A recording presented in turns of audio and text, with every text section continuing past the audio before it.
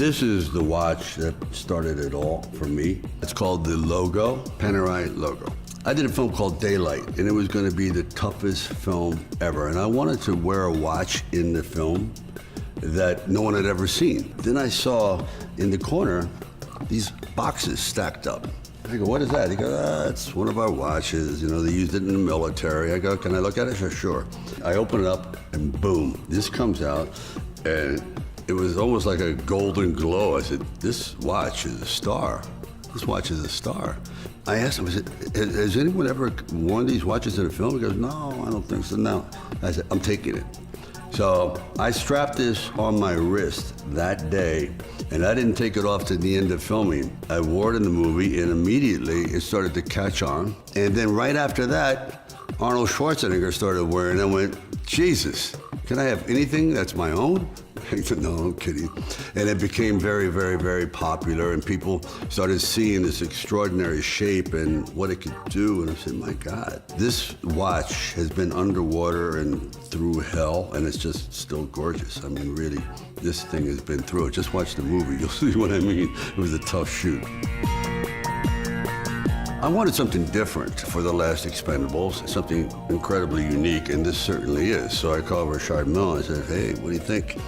And he goes, really? I go, absolutely. He goes, well, it's a very high-end watch. For a mercenary, I go, they're very successful mercenaries. He can afford it. So we sent it over, and I wore it, and we used the red straps in there.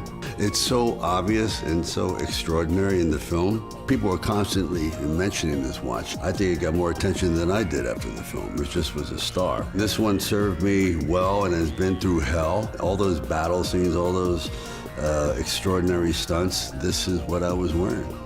This is a truly amazing watch. We call it the Skull Watch for obvious reasons.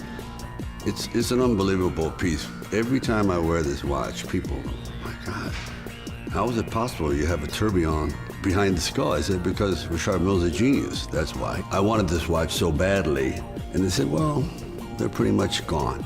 They're that rare. I think they only did a few of them.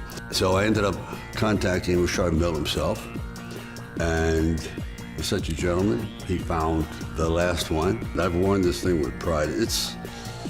I still have mixed feelings about giving it up, but I thought, okay, I've had a good time with it, and now it's time for someone else to wear it with pride, and this is the Skull Watch.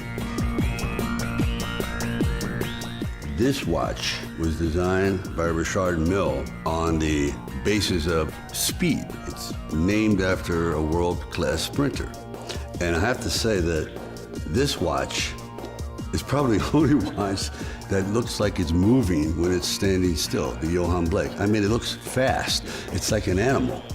And I said to Richard, I go, what are these lines here, right? And he goes, it's when a sprinter comes out, his fingers, it's like so.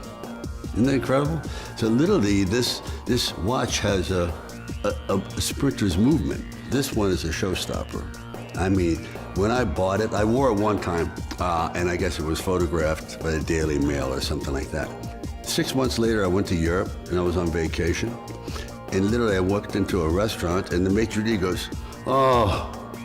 I go, what's the problem? He goes, I thought you would wear the Johann Blake that I saw in the newspaper. I said, no, I keep it packed away. I don't want anything to happen to it, but thanks. This is what you call star quality. This one has it.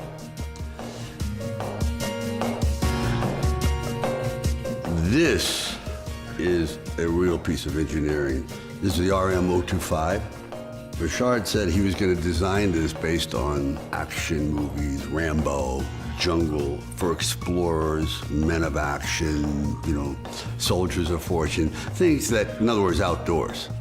This watch is amazing. Opens up, there it is, incredible. And then it just keeps going. It has places for quinine pills, compasses. In other words, you would have to be a real amateur to get lost in the jungle with this watch, okay? If you can't find your way out with this, then don't go to the jungle. This is an amazing watch. It's the Rambo of watches.